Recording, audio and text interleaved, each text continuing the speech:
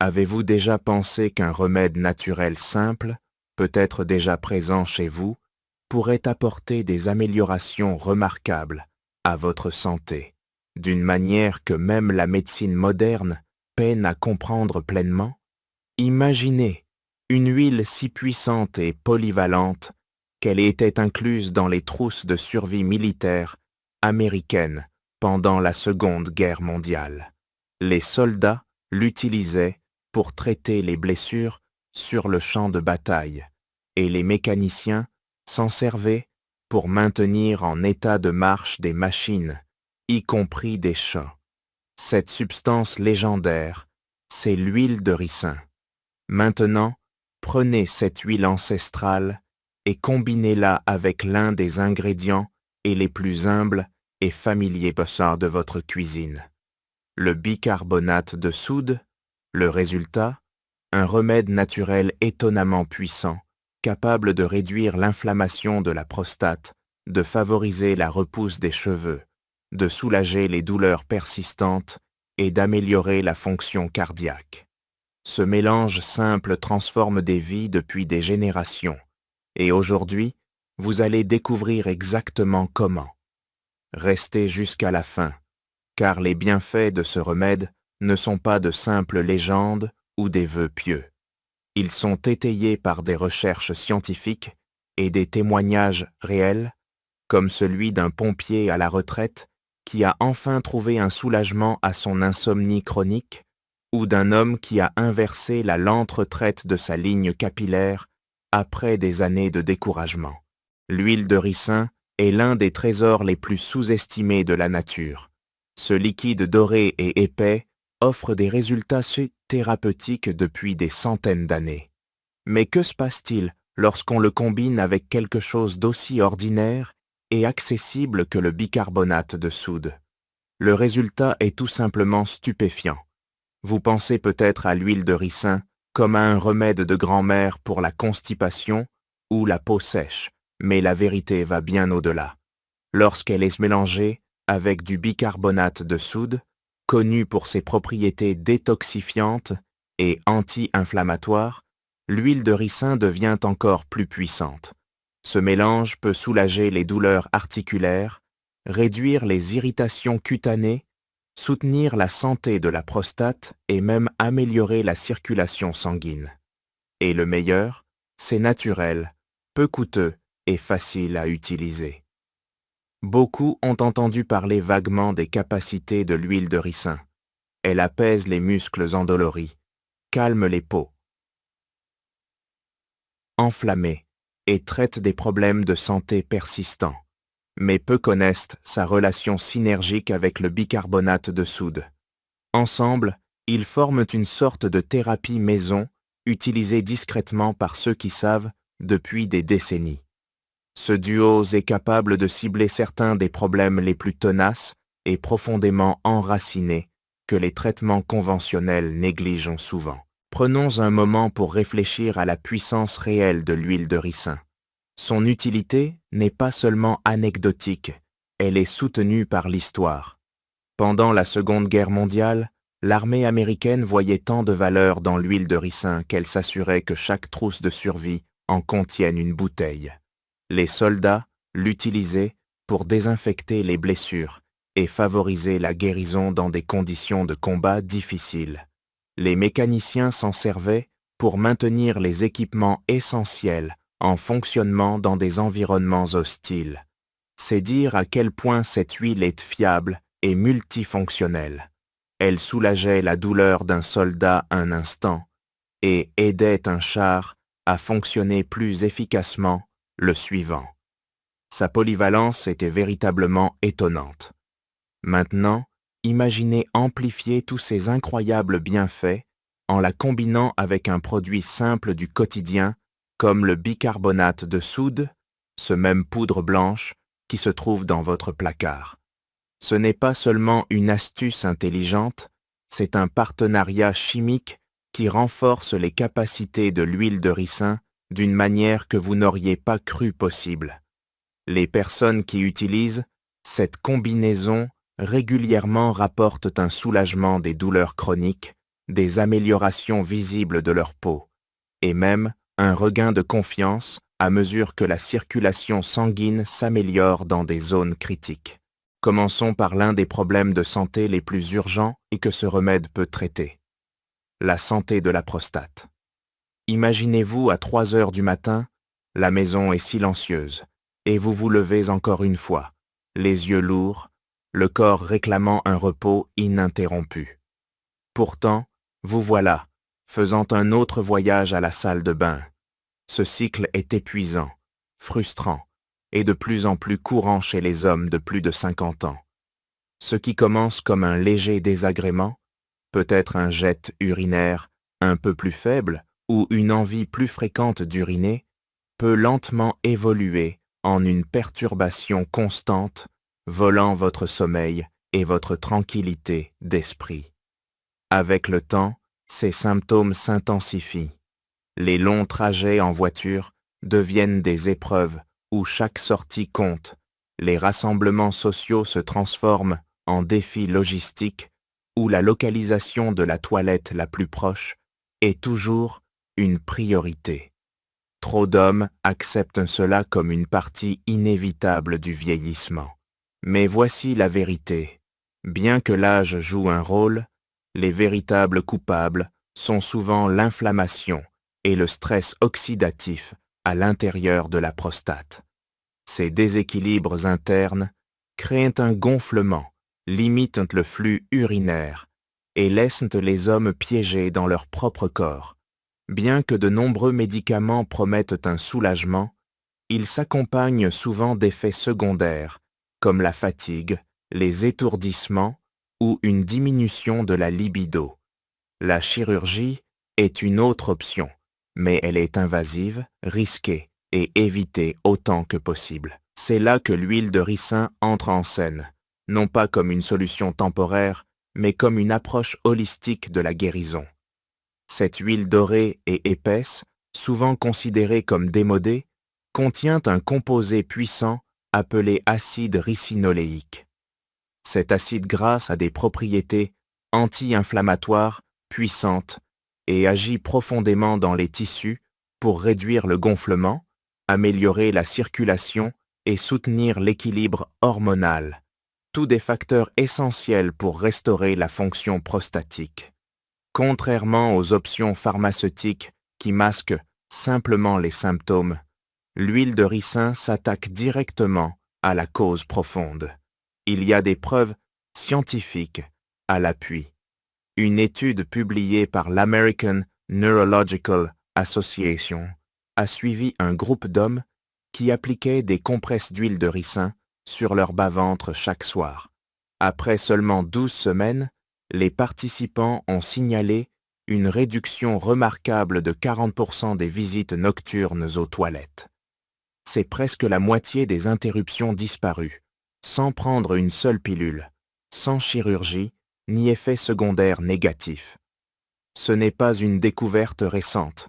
Les praticiens de la médecine traditionnelle utilisent de l'huile de ricin pour traiter les gonflements et améliorer la circulation depuis des générations.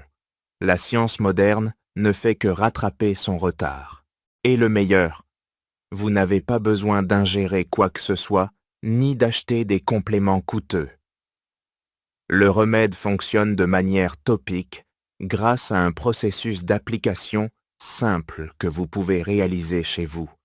Tout ce dont vous avez besoin est de l'huile de ricin pressée à froid, non raffinée, et un morceau de tissu doux en flanelle.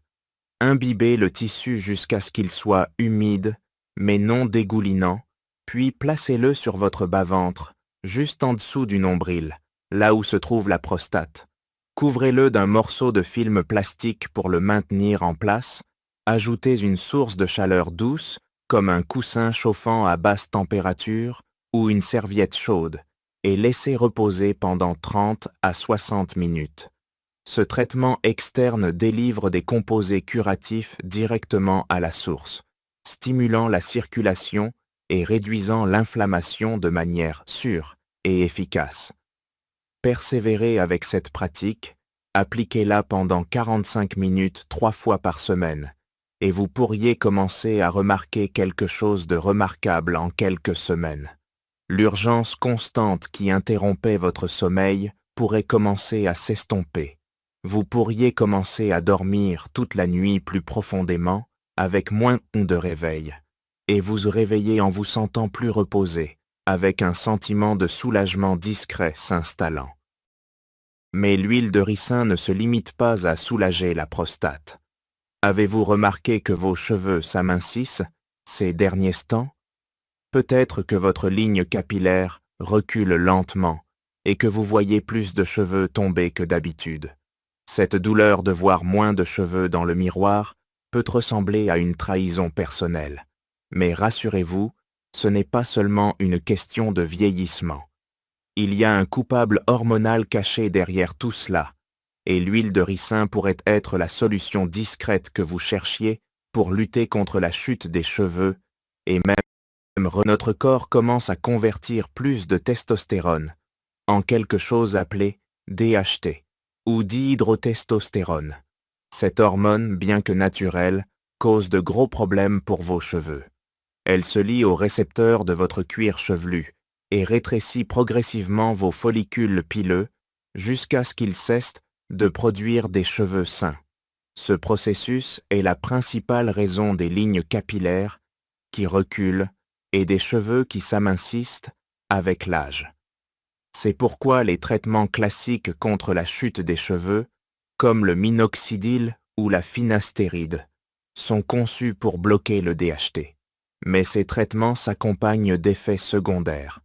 Démangeaison du cuir chevelu, perte accrue au début, et même des changements indésirables dans la libido. L'huile de ricin, cependant, offre une alternative naturelle sans effet secondaire. Dérivée des graines de la plante Ricinus communis, cette huile dorée et épaisse fait quelque chose de remarquable. Elle inhibe naturellement l'enzyme appelée 5-alpha-réductase, responsable de la conversion de la testostérone en DHT. En ralentissant cette conversion, l'huile de ricin aide à réduire la quantité de DHT dans votre cuir chevelu, protégeant vos follicules pileux des dommages avant qu'il ne soit trop tard.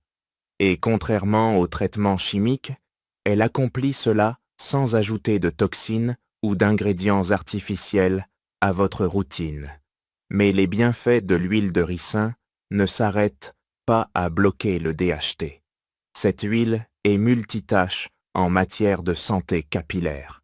Elle est riche en acides gras oméga 9, en particulier l'acide ricinoléique et en vitamine E.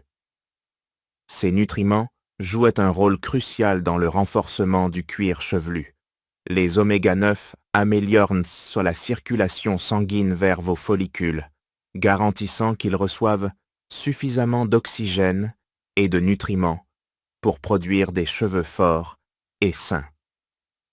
Pendant ce temps, la vitamine E agit comme un antioxydant, combattant le stress oxydatif, apaisant l'inflammation et nourrissant les cheveux à la racine pour encourager la repousse. Une étude de 2022, publiée dans l'International Journal of Trichology, a observé des hommes souffrant d'amincissement des cheveux qui appliquaient de l'huile de ricin pressée à froid sur leur cuir chevelu 3 fois par semaine. Après seulement 3 mois, les participants ont signalé une augmentation de 47% de l'épaisseur des cheveux. C'est presque le même taux de succès que les traitements commerciaux contre la chute des cheveux, mais sans sécheresse, irritation ou effets secondaires systémiques. De plus, l'huile de ricin est peu coûteuse, facile à trouver et ne nécessite ni ordonnance ni étapes compliquées. Comment l'utiliser? C'est simple. Chauffez 1 ou 2 cuillères à soupe d'huile de ricin jusqu'à ce qu'elle soit juste tiède au toucher. Attention à ne pas trop la chauffer, car une chaleur excessive peut dégrader ses nutriments. Ensuite, à l'aide de vos doigts, massez-la doucement dans votre cuir chevelu pendant au moins 5 minutes, en vous concentrant sur les zones où la perte de cheveux est la plus visible. Le massage lui-même stimule la circulation, augmentant l'efficacité de l'huile. Une fois appliquée, laissez-la agir pendant au moins 1 heure, voire toute la nuit si possible. Couvrez votre tête avec une serviette ou un bonnet de douche pour éviter tout désordre. Pour un coup de pouce supplémentaire, mélangez quelques gouttes d'huile essentielle de romarin, qui bloque également naturellement le DHT et agit en synergie avec l'huile de ricin pour favoriser la croissance des cheveux. Tenez-vous à cette routine au moins 3 fois par semaine. Soyez patient, il ne s'agit pas de miracles instantanés, mais d'une amélioration constante, graduelle et durable. Voulez-vous une histoire réelle? Laissez-moi vous parler de mon ami James, 42 ans, sarcastique à souhait, qui a commencé à remarquer que sa ligne capillaire reculait plus vite qu'il ne pouvait en plaisanter. Ce n'était pas seulement une question de vanité, sa confiance en a pris un sérieux coup. Il a tout essayé, des shampoos hors de prix, des compléments de biotine, et même envisagé une greffe de cheveux jusqu'à ce que le coup l'effraie. Quand je lui ai parlé de l'huile de ricin, il a levé les yeux au ciel et a dit « Quoi encore, les potions magiques de grand-mère ?»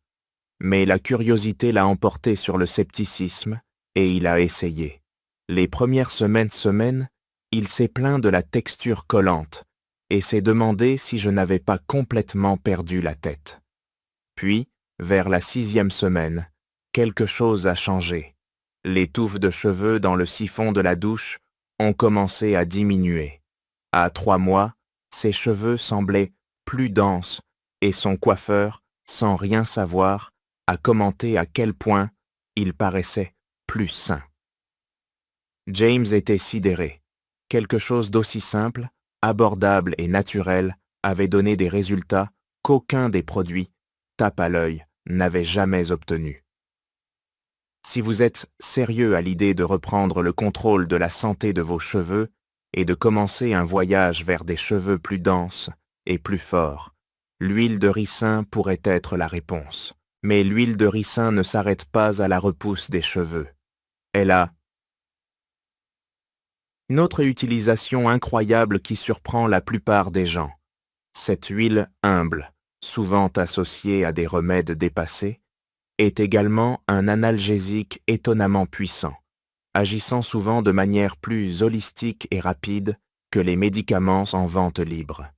Imaginez-vous vous réveiller un matin, votre corps semblant se retourner contre vous. Vos articulations craquent à chaque mouvement, vos muscles sont douloureux après les moindres activités, et votre dos semble avoir complètement abandonné l'équipe. C'est la taxe moins connue du vieillissement, une gêne persistante qui rend les tâches quotidiennes plus difficiles et moins agréables. Bien sûr, vous pourriez prendre de l'ibuprofène ou du paracétamol, mais ces médicaments comportent des risques, irritation gastrique, ulcère potentiel et à long terme, un stress accru sur vos reins et votre foie. Vaut-il vraiment la peine d'échanger un problème contre un autre? Maintenant, imaginez si le soulagement pouvait venir de quelque chose d'aussi simple que l'application d'une huile directement sur la zone douloureuse. Contrairement aux analgésiques traditionnels, qui fonctionnent souvent en engourdissant votre système nerveux ou en bloquant temporairement les signaux de douleur, l'huile de ricin adopte une approche complètement différente et plus naturelle. La magie réside dans l'acide ricinoléique, un acide gras rare trouvé en haute concentration dans l'huile de ricin. Ce composé puissant pénètre profondément dans la peau et les tissus environnants, où il aide à améliorer la circulation, à réduire le gonflement et à combattre l'inflammation à sa source. Cela rend l'huile de ricin particulièrement efficace pour traiter des conditions chroniques comme l'arthrite, les douleurs musculaires ou la raideur articulaire. Une étude de 2020 présentée par la Fondation de l'arthrite a confirmé ce que de nombreux guérisseurs naturels savent depuis des années. L'application d'huile de ricin sur les articulations douloureuses peut réduire l'inflammation jusqu'à 55% sur une période de 4 semaines. Ce type de résultat rivalise avec l'efficacité de nombreux anti-inflammatoires sur ordonnance, mais sans nécessiter une visite chez le médecin ou risquer des effets secondaires dangereux. Voici comment procéder. Chauffez une cuillère à soupe d'huile de ricin jusqu'à ce qu'elle soit agréablement tiède au toucher. Ne la surchauffez pas. Frottez doucement l'huile sur la zone douloureuse, que ce soit vos genoux, vos épaules, votre bas du dos ou toute autre zone qui fait mal. Passez quelques minutes à la masser profondément pour aider l'huile à pénétrer dans les tissus. Ensuite, couvrez la zone avec une serviette chaude ou un coussin chauffant et détendez-vous pendant environ 30 minutes. La chaleur aide à attirer l'huile plus profondément dans vos muscles et articulations, maximisant son efficacité. Répétez ce processus 3 fois par semaine. Certaines personnes rapportent un soulagement notable en aussi peu que 30 minutes après leur première application. Si vous en avez assez de laisser la douleur contrôler votre journée, l'huile de ricin pourrait être une solution simple et naturelle pour retrouver votre liberté de mouvement. En conclusion, l'huile de ricin, surtout lorsqu'elle est combinée avec du bicarbonate de soude, est un remède naturel qui a transformé des vies pendant des décennies. Que ce soit pour soulager les problèmes de prostate, restaurer les cheveux, apaiser les douleurs chroniques, améliorer la digestion, stimuler la circulation, rajeunir votre peau ou calmer le stress, ce remède est puissant, abordable et soutenu par la science et la tradition.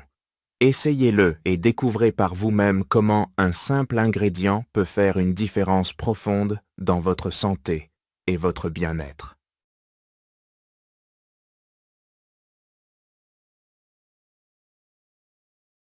À mesure que nous avançons en âge, les relations évoluent tant.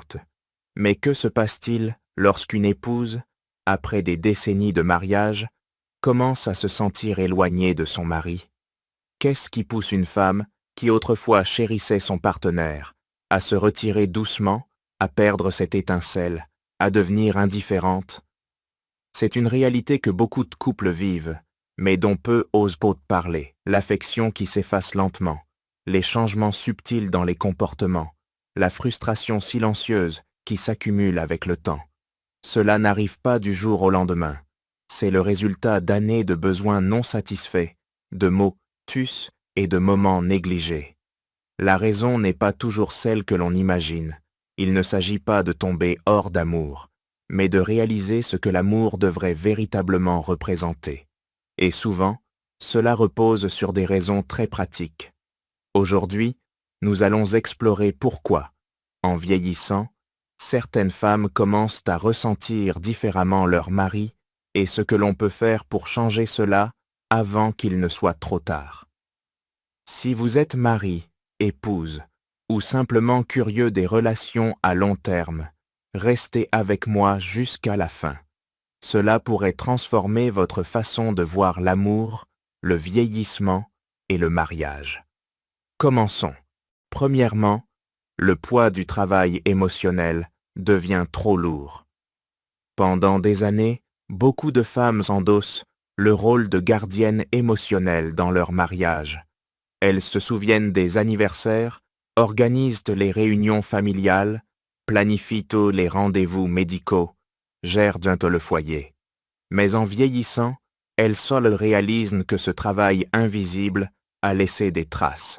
Et voici une vérité difficile. La plupart des hommes ne s'en rendent même pas compte. Les femmes commencent à avoir l'impression de porter le mariage à bout de bras, tandis que leur mari se contente d'y être sans vraiment contribuer. Deuxièmement, l'absence de communication profonde. Au début d'une relation, les conversations sont remplies de curiosité. Comment s'est passée ta journée? À quoi penses-tu? Quels sont tes rêves?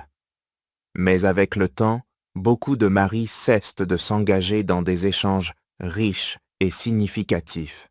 Les discussions deviennent routinières, prévisibles, ou pire, inexistantes. Une femme a besoin d'intimité émotionnelle autant que de compagnie. Sans cela, elle se sent invisible, ignorée et peu appréciée. Troisièmement, le fardeau des tâches ménagères ne s'arrête jamais. C'est l'une des plaintes les plus fréquentes dans les mariages de longue date. Même à notre époque, les études montrent que les femmes effectuent encore la majorité des tâches domestiques, même après la retraite. Avec les années, beaucoup de femmes ont assez. Ce qui commence par de petites frustrations, une assiette sale dans l'évier, des vêtements non rangés, se transforme en ressentiment profond. Une femme se demande « Pourquoi dois-je tout faire ?» Quatrièmement, elle évolue, mais lui stagne. En vieillissant, beaucoup de femmes cherchent à s'épanouir. Elles veulent se voyager, apprendre, découvrir le monde. Mais si leur mari refuse de grandir avec elles, elles se sentent coincées. Lorsqu'une femme a l'impression d'évoluer tandis que son partenaire reste immobile, l'écart émotionnel entre eux s'élargit, rendant la connexion plus difficile. Cinquièmement, la perte de l'intimité physique et émotionnelle. L'intimité ne se limite pas à la proximité physique. C'est aussi sentir une connexion émotionnelle, se sentir désiré. Avec le temps, beaucoup de couples perdent cette flamme. Pour une femme, cette perte peut donner l'impression que l'amour lui-même s'évanouit. Si elle ne se sent plus désirée, plus vue comme autrefois, elle commence à se détacher émotionnellement. Sixièmement, la retraite change tout, mais pas toujours pour le mieux. La retraite est souvent perçue comme une période dorée, un moment pour se détendre, voyager, profiter l'un de l'autre. Mais pour beaucoup de couples, elle devient une source de tension. Pourquoi? Parce que soudain, les conjoints passent tout leur temps ensemble. Beaucoup d'hommes peinent à s'adapter. Ils passent d'une vie active à une routine incertaine, sans projet clair. Et trop souvent, l'épouse devient alors la directrice des loisirs de son mari. Il attend d'elle qu'elle remplisse son temps, qu'elle s'occupe de lui, qu'elle soit constamment à ses côtés. Cela peut être étouffant pour une femme qui a passé sa vie à jongler avec les responsabilités. Au lieu d'être une période de liberté, la retraite peut ressembler à une prison, un sentiment de perte de l'indépendance qu'elle attendait avec impatience. Un petit aparté. Si ce sujet vous touche, prenez une seconde pour interagir avec la chaîne. Laissez un like ou un commentaire avec le chiffre 6 pour montrer que vous êtes avec nous. Votre soutien nous aide à continuer. Septièmement, elle ne se sent plus écoutée ni valorisée. L'une des expériences les plus douloureuses dans un mariage n'est pas de se disputer, mais de se sentir invisible. Après des années à être le pilier émotionnel de la famille, beaucoup de femmes atteignent un point où elles ont l'impression que leur voix ne compte plus. Elles expriment leurs préoccupations, partagent leurs sentiments, essaient d'initier des conversations profondes, mais leur mari n'écoute pas vraiment. Une épouse n'a pas besoin de grands gestes. Elle a besoin de sentir que ses pensées, ses opinions, ses émotions comptent encore pour la personne avec qui elle a partagé des décennies.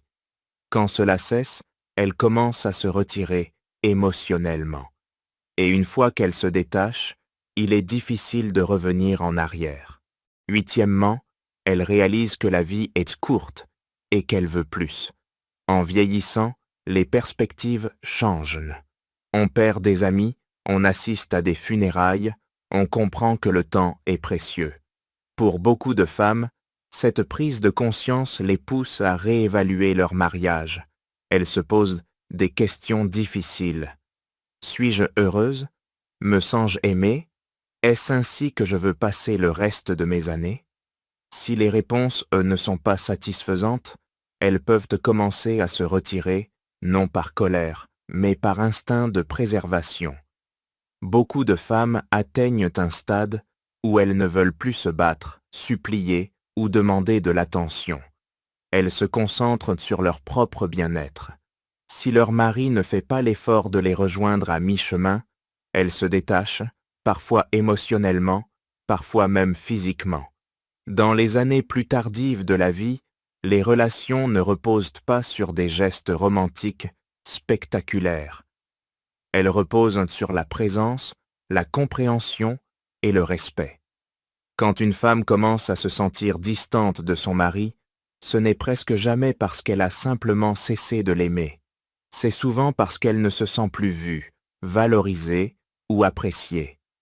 C'est l'histoire de nombreux mariages. L'amour ne disparaît pas dans un moment dramatique. Il s'efface dans les petits instants négligés, dans les moments où une femme se sent ignorée, dans les années où elle porte seule les fardeaux émotionnels, dans les silences où elle attendait du soutien. Mais est-ce une fatalité? Non, l'amour est un choix, et tout comme il peut s'éteindre, il peut aussi être ravivé. Si vous êtes un mari, posez-vous cette question. Quand ai-je vraiment écouté ma femme pour la dernière fois? Quand lui, ai-je montré de la gratitude, non seulement en tant que partenaire, mais en tant que personne? Et si vous êtes une épouse qui se sent déconnectée, y a-t-il encore une chance de reconstruire ce lien? Le mariage n'est pas une destination. C'est un chemin où l'on choisit l'autre, encore et encore, même lorsque les années nous ont transformés. C'est faire ces petits efforts qui disent « Je te vois encore, tu comptes toujours pour moi ». Si vous ne devez retenir qu'une chose de cette vidéo, c'est ceci. L'amour ne se perd pas avec l'âge. Il se perd quand on cesse de le nourrir. Si vous voulez que votre relation reste vivante dans vos années plus tardives, il n'est jamais trop tard pour commencer. Choisissez l'amour, choisissez la compréhension et surtout, choisissez-vous l'un l'autre. Merci de m'avoir écouté. Prenez soin de vous et de vos relations. Elles sont les plus grands trésors de la vie. À bientôt. Et si un matin, en vous réveillant, vous réalisiez que vous êtes vraiment seul? Plus de coups à la porte, plus d'appels téléphoniques, plus de rires familiers pour remplir votre maison. C'est une réalité à laquelle beaucoup sont confrontés en vieillissant. Mais voici une vérité essentielle. Être seul ne signifie pas nécessairement être solitaire. Avez-vous déjà croisé une personne de 70 ou 80 ans, pleine de vie, engagée et heureuse, alors que d'autres semblent enfermés dans l'isolement et le regret?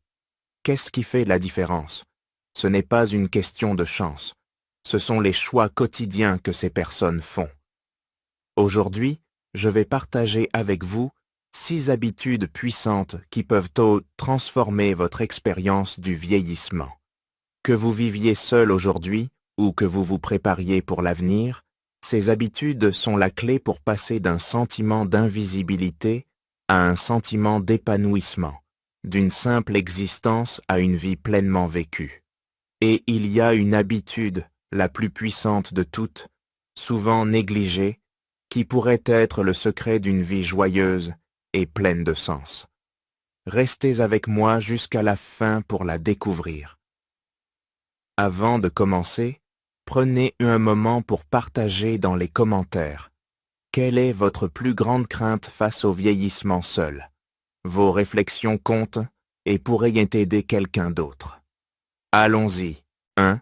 Établissez une routine quotidienne, la base d'une vie épanouie. Imaginez-vous vous réveiller chaque matin avec un sentiment de but, une raison de vous lever, un plan pour la journée. Maintenant, imaginez l'inverse.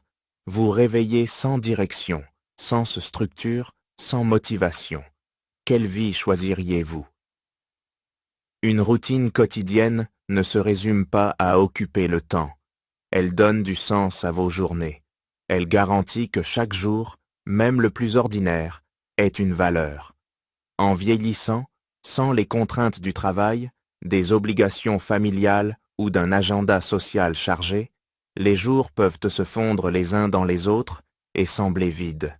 Mais vous avez toujours le contrôle sur la manière dont vous vivez votre vie. Une routine, c'est le rythme de votre existence. Elle vous ancre, vous donne de l'énergie et assure un mouvement constant dans votre quotidien. Une routine matinale, en particulier, est puissante. Elle donne le ton à toute la journée. Se lever à la même heure, faire son lit, s'étirer doucement, savourer une tasse de thé ou de café en regardant le soleil se lever. Ces petits gestes créent stabilité, confort et un sentiment de normalité dans un monde en perpétuel changement. Prenons l'exemple de Robert, un ingénieur à la retraite de 76 ans. Après le décès de sa femme, il s'est senti perdu. La maison était silencieuse, les journées interminables. Il se levait à des heures irrégulières, sautait des repas et passait son temps devant la télévision, se demandant où le temps s'envolait. La solitude s'est installée et la vie semblait lui échapper. Mais un jour, il a décidé de reprendre le contrôle. Il a commencé à se lever à la même heure, à faire une courte promenade matinale, à cuisiner ses repas et à planifier des appels avec ses petits-enfants chaque après-midi. Le changement a été remarquable. Son esprit s'est éclairci, son corps s'est renforcé et sa vie a retrouvé un rythme. Une routine fait quelque chose de spécial. Elle vous rend vos journées. Elle vous rappelle que votre temps vous appartient encore. Même les habitudes les plus simples, arroser vos plantes à heure fixe, écrire dans un journal avant de dormir, écouter de la musique le soir, apportent un profond sentiment de confort, de joie et de stabilité. Si vous sentez que vos journées vous échappent ou que votre vie manque de structure, commencez petit. Notez un plan matinal simple. Prévoyez du temps payé pour vos passions. Établissez une routine pour vos repas. L'essentiel n'est pas d'être rigide, mais d'être intentionnel. Car lorsque vous prenez en main votre temps, vous prenez en main votre vie. Votre existence a encore un sens. Votre temps compte toujours. Et chaque jour est une nouvelle opportunité de le rendre significatif. 2. Prioriser le mouvement physique.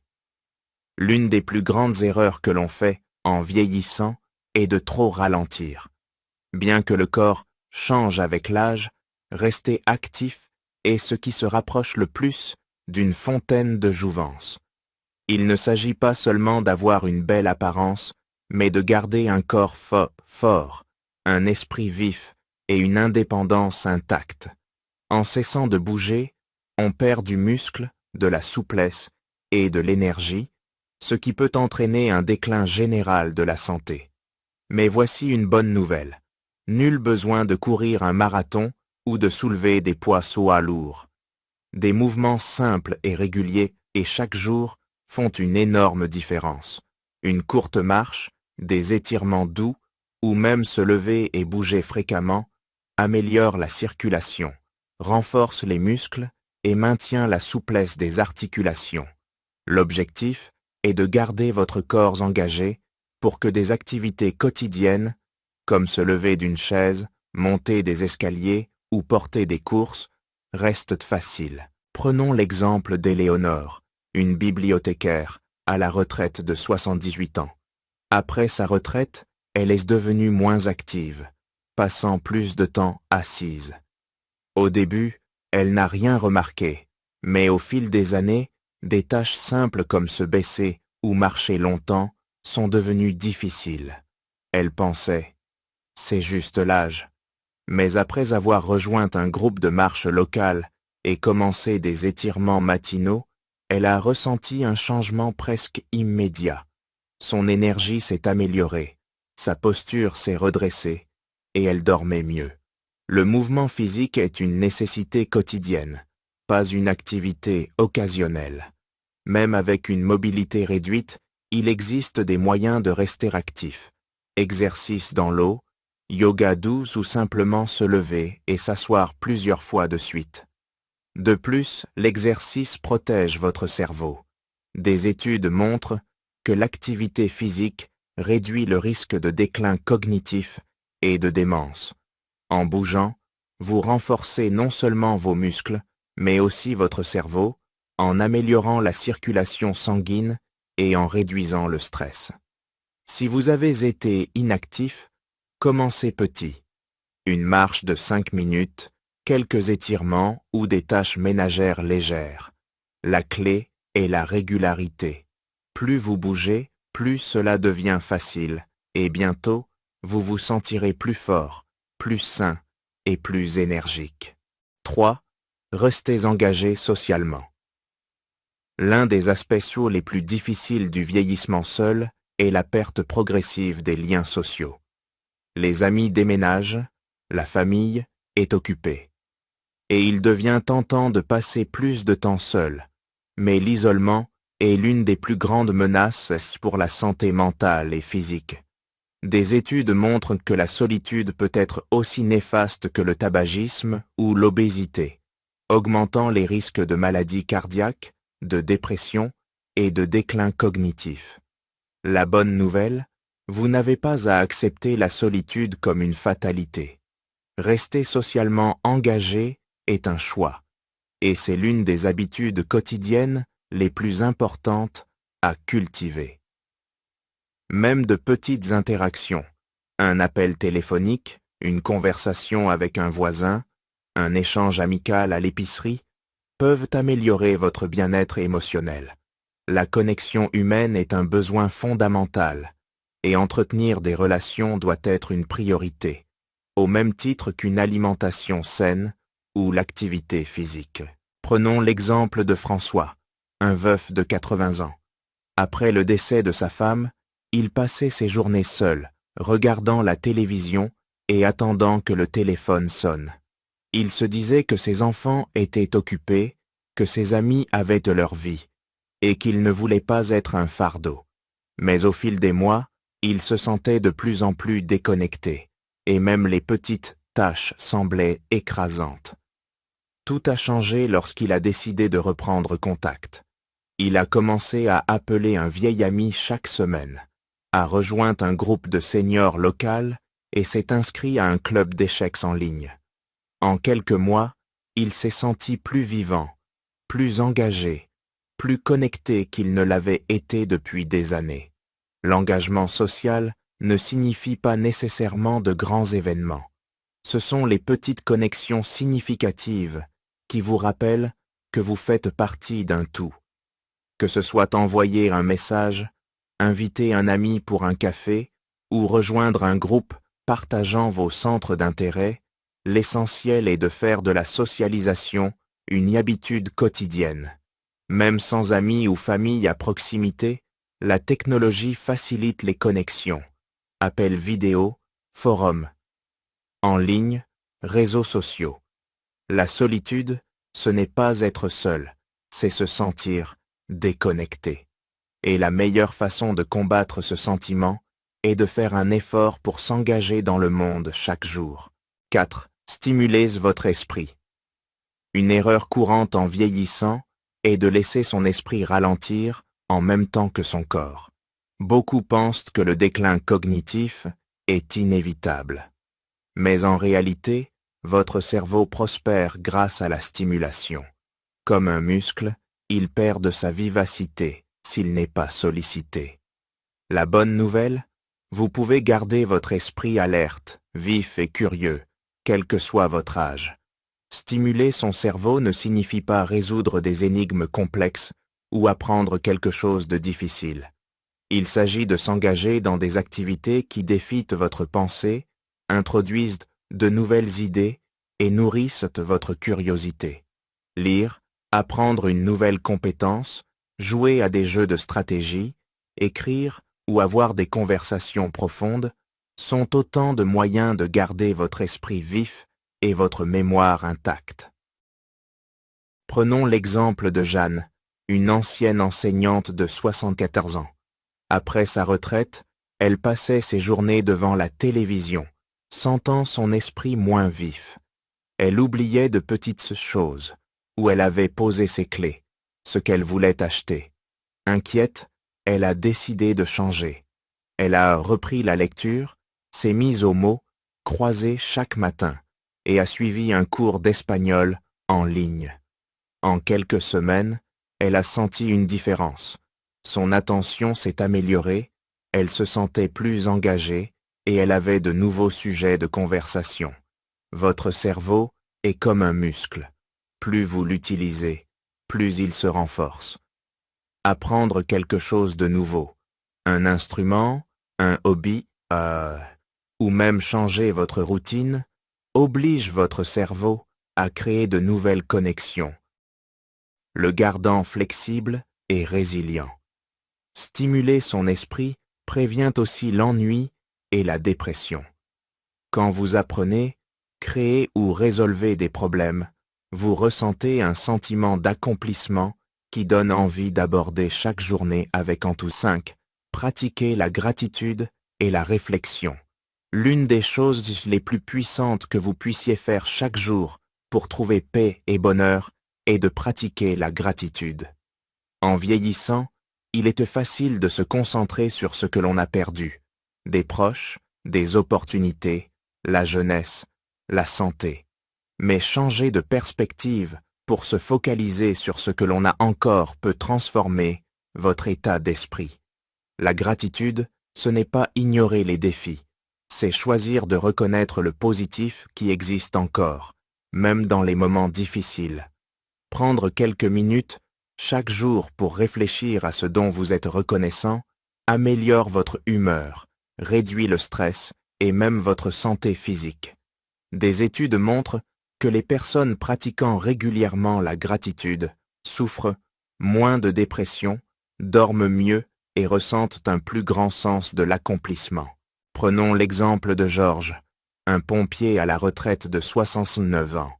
Après avoir perdu sa femme, il se focalisait sur sa solitude, ressassant le passé et sentant que la vie n'avait plus de sens. Mais tout a changé lorsqu'il a commencé un journal de gratitude. Chaque matin, il notait 3 choses pour lesquelles il était reconnaissant. Le rire de ses petits-enfants, une tasse de café chaud, un rayon de soleil. Avec le temps, sa perspective a changé. Il chérissait ce qu'il avait encore, tout en continuant d'honorer la mémoire de sa femme. La réflexion est tout aussi importante. Prendre un moment chaque jour pour respirer profondément, méditer, prier, ou simplement s'asseoir dehors et apprécier le monde autour de soi aide à se recentrer, à réduire le stress et à se concentrer sur l'essentiel. Si vous n'avez jamais pratiqué la gratitude, commencez petit. Chaque matin ou soir, pensez à 3 choses qui vous ont fait sourire. Une chanson, un bon repas, un mot gentil. Plus vous entraînez votre esprit à voir le positif, plus il devient facile de trouver de la joie au quotidien. 6. Aider les autres. L'un des moyens les plus rapides de combattre la solitude et de donner du sens à votre vie est d'aider quelqu'un d'autre. Cela peut sembler contre-intuitif lorsque vous vous sentez seul ou isolé, mais donner aux autres est l'une des façons les plus gratifiantes de trouver du sens et de la joie. Aider ne signifie pas accomplir de grands gestes. Cela peut être aussi simple que prendre des nouvelles d'un voisin, faire du bénévolat, offrir un sourire ou un mot gentil. L'essentiel est de faire du don une habitude quotidienne, une façon de rester connecté au monde et de se rappeler que vous avez encore de la valeur, de la sagesse et de la bonté à offrir. Prenons l'exemple de Marguerite, une ancienne infirmière de 82 ans. Après sa retraite, elle se sentait inutile. Ses enfants étaient grands, son cercle social s'était beau réduit, et elle passait souvent ses journées seule. Mais au lieu de se laisser envahir par la solitude, elle a commencé à faire du bénévolat dans une banque alimentaire locale. D'abord quelques heures par semaine, puis elle s'est mise à attendre ces moments avec impatience. Elle s'est fait de nouveaux amis, s'est sentie utile et, surtout, a retrouvé un sentiment d'accomplissement. Donner crée des connexions. Cela détourne l'attention de vos propres luttes pour la porter sur l'impact que vous pouvez avoir, même minime.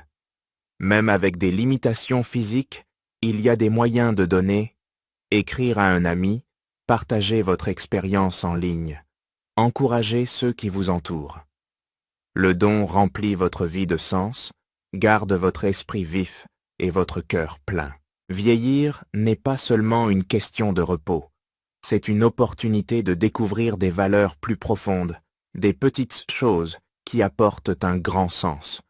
En vieillissant, nous faisons face à des changements, santé, relations, pertes.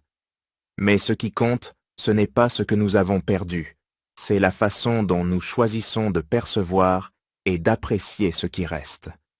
La gratitude nous rappelle que nous avons encore tant à chérir.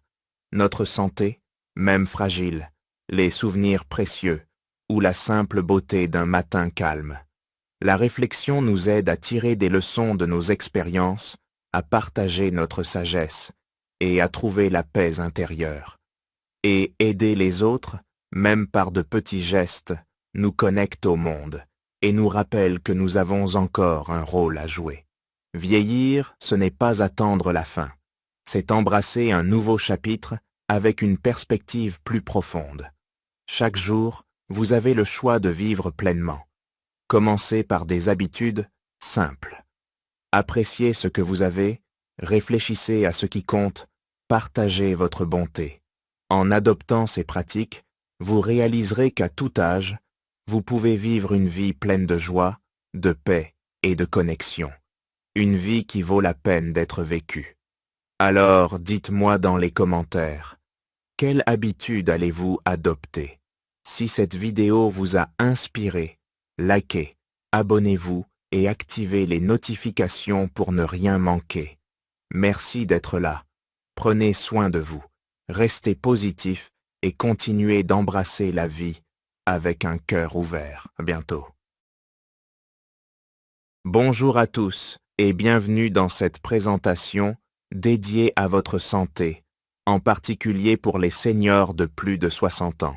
Aujourd'hui, nous allons explorer un sujet crucial, les signaux subtils que votre corps peut envoyer lorsque quelque chose ne va pas. En France, où la santé est une priorité et où le système médical encourage la prévention, il est essentiel de savoir écouter son corps. Beaucoup pensent que les problèmes de santé graves se manifestent par des symptômes spectaculaires. Une douleur intense, un malaise soudain ou une urgence évidente. Pourtant, la réalité est bien différente. Les conditions les plus dangereuses s'installent souvent discrètement, déguisées en petits désagréments ou en changements que l'on attribue trop vite à l'âge. Ces signaux, bien que subtils, sont des alertes que les seniors avisés ne doivent jamais ignorer. Dans les 18 prochaines minutes, nous allons détailler 5 signes d'alerte que votre corps pourrait déjà vous envoyer. Ces signaux ne sont pas des urgences dramatiques, mais des drapeaux rouges qu'il faut prendre au sérieux. Si vous vous sentez pas tout à fait bien, ou si quelque chose vous semble inhabituel, cette présentation pourrait être un déclic pour agir et préserver votre santé. Signe 1. Perte de poids inexpliquée. Commençons par un signe qui peut sembler anodin, voire agréable. Perdre du poids sans effort. En France, où l'on valorise une silhouette équilibrée et une alimentation saine, perdre quelques kilos peut être perçu comme une bonne nouvelle. Mais après 60 ans, une perte de poids soudaine, sans changement dans votre alimentation ou votre activité physique, doit vous alerter. Votre corps ne perd pas de poids par hasard. Cette perte peut indiquer que votre organisme est sous stress, qu'il consomme ses réserves d'énergie pour lutter contre un problème sous-jacent. Les médecins soulignent que ce symptôme est souvent lié à des troubles comme une hyperthyroïdie, des maladies digestives ou, dans certains cas, un cancer à un stade précoce. Prenons l'exemple de M. Dupont, un retraité de 74 ans vivant à Bordeaux. Il a perdu 5 kilos dans 3 mois, sans rien changer à ses habitudes. Au début, il était ravi, ses vêtements lui allaient mieux, et ses amis le félicitaient. Mais il a ensuite remarqué une fatigue croissante et une toux persistante. Lorsqu'il a consulté, son médecin a découvert un cancer du poumon à un stade encore traitable, mais uniquement parce qu'il a agi à temps. Ce cas illustre un piège psychologique fréquent. Associer la perte de poids à une réussite. En France, où l'on célèbre souvent la minceur, il est facile de tomber dans ce piège. Pourtant, perdre plus de 5% de son poids corporel en 6 à 12 mois sans raison est un signal clair. Votre corps ne gaspille pas ses ressources sans cause. Si vos vêtements deviennent trop grands ou si votre entourage remarque un changement, prenez rendez-vous avec votre médecin traitant. Une simple consultation peut faire toute la différence. Signe face à cela, fatigue persistante. Le deuxième signe est la fatigue persistante, un symptôme que beaucoup attribuent à tort, vieillissement. En France, où la qualité de vie est une valeur forte, se sentir épuisé n'est pas une fatalité liée à l'âge. Nous connaissons tous des moments de fatigue après une longue journée ou une nuit agitée. Mais il existe une fatigue plus profonde, celle qui persiste malgré le repos, qui rend les tâches quotidiennes comme se coiffer ou préparer le dîner aussi ardu qu'un marathon. Ce type de fatigue n'est pas normal et peut être le signe de problèmes sérieux. Anémie, maladie cardiaque, diabète, dépression ou infection chronique. Prenons l'exemple de Madame Lefebvre, une Parisienne de 68 ans passionnée de jardinage et de promenade avec son chien. Au printemps dernier, elle a commencé à négliger son jardin et à raccourcir ses sorties, pensant qu'elle vieillissait. Quelques mois plus tard, elle s'est effondrée dans sa cuisine. Le diagnostic? Une insuffisance cardiaque congestive. Cette fatigue était son seul symptôme, mais elle parlait fort à sa manière discrète. Cette histoire montre comment la fatigue peut aussi affecter l'humeur et la vie sociale. En France, où les liens sociaux sont précieux, se retirer des activités ou décliner des invitations peut aggraver l'isolement et masquer un problème médical. Si vous vous sentez constamment vidé, si votre énergie ne revient pas après une bonne nuit, parlez-en à votre médecin. Ce n'est pas une question d'âge, mais de santé. Signe-toi. Perte de poids involontaire. Revenons sur la perte de poids, car elle mérite une attention particulière. Si la perte de poids, liée à une alimentation saine ou à plus d'exercice est positive, une perte involontaire est inquiétante. En France, où l'on accorde une grande importance à l'équilibre alimentaire, il est facile d'ignorer ce signe, surtout si vous vous sentez bien. Pourtant, perdre plus de 5% de son poids en quelques mois sans raison est un drapeau rouge. Cela peut indiquer une infection cachée, des troubles thyroïdiens, un diabète ou même un cancer. Cela peut aussi révéler une malabsorption, un problème fréquent avec l'âge, où votre corps ne parvient plus à absorber correctement les nutriments. Prenons l'exemple de Monsieur Martin, un Lyonnais de 74 ans, toujours actif et alerte. Il a remarqué que sa ceinture nécessitait de nouveaux trous, mais il a mis cela sur le compte de l'âge. Lors d'un contrôle de routine, son médecin a découvert une tumeur gastro-intestinale qui perturbait l'absorption des nutriments depuis plus d'1 an.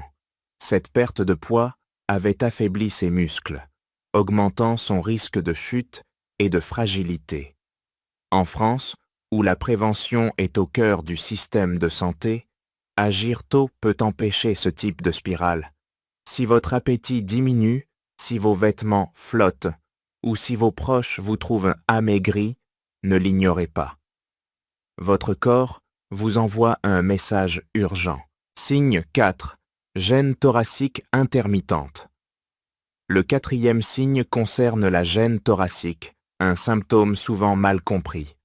En France, où la santé cardiaque est une préoccupation majeure, beaucoup associent les problèmes cardiaques à une douleur aiguë, comme dans les films. Mais les symptômes chez les seniors, surtout les femmes de plus de 65 ans, sont souvent plus subtils. Une légère pression qui va et vient, une sensation d'oppression en montant les escaliers, une brûlure que l'on prend pour une indigestion, ou même une douleur vague dans la mâchoire ou l'épaule. Ces signaux peuvent indiquer un problème cardiaque, comme une artère obstruée, mais ils passent souvent inaperçus.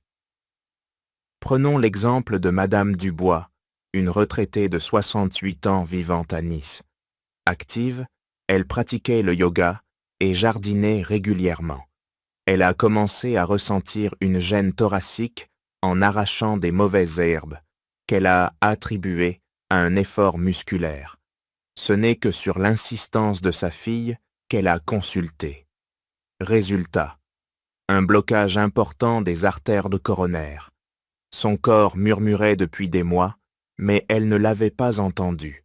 En France, où l'accès aux soins est facilité, ignorer ces signaux par peur ou déni est un risque inutile.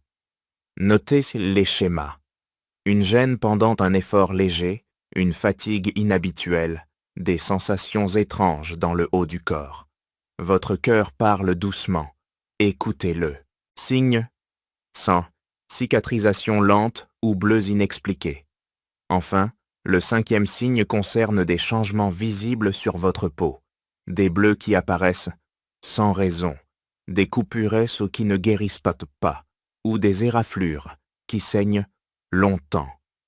En France, où l'on prend soin de son apparence, ces petits détails peuvent te sembler anodins, mais ils sont bien plus que des désagréments. Une cicatrisation lente peut indiquer une mauvaise circulation, surtout dans les jambes ou les mains, ou un système immunitaire affaibli. Cela peut aussi pointer vers un diabète non diagnostiqué, une maladie vasculaire ou un problème rénal. Prenons l'exemple de M. Renaud, un Marseillais de 73 ans. Il remarquait que les éraflures suisses sur ses bras, causées par son travail au jardin, mettaient des semaines à guérir. Sa peau saignait facilement et des taches violettes persistaient quand, encouragé par un voisin, il a consulté. Le diagnostic a révélé une insuffisance rénale qui affectait la coagulation de son sang. Ces bleus n'étaient pas anodins, ils étaient des signaux. En France, où la médecine préventive est accessible, il est sage de se demander « Pourquoi ma peau marque-t-elle si facilement? Pourquoi cette coupure ne guérit-elle pas ?» Votre peau, votre plus grand organe, reflète souvent des troubles internes. Agissez dès que vous remarquez ces changements. Pour conclure, les signaux que nous avons explorés, perte de poids inexpliquée, fatigue persistante, gêne thoracique, cicatrisation lente, ne sont pas des caprices de l'âge. Ce sont des murmures rosses de votre corps qui vous supplient d'agir. En France, où la santé est une priorité nationale, nous avons la chance d'avoir un système médical qui valorise la prévention. Les seniors avisés ne paniquent pas à chaque changement, mais ils ne les ignorent pas non plus. Ils observent, réfléchissent et consultent lorsque quelque chose semble anormal. Votre corps vous accompagne depuis des décennies, il sait comment vous alerter. En repérant ces signaux tôt, vous vous donnez les moyens de rester en bonne santé plus longtemps. Alors, que faire maintenant? Prenez un moment pour écouter votre corps. Notez les petits changements. Une fatigue qui s'installe, un poids qui fluctue, une gêne inhabituelle. Parlez-en à votre médecin traitant, même si cela semble mineur. En France, une consultation peut être organisée rapidement et une simple discussion peut changer la donne. Merci d'avoir suivi cette présentation. J'espère qu'elle vous a sensibilisé à l'importance d'écouter votre corps. Prenez soin de vous et agissez dès aujourd'hui pour votre santé.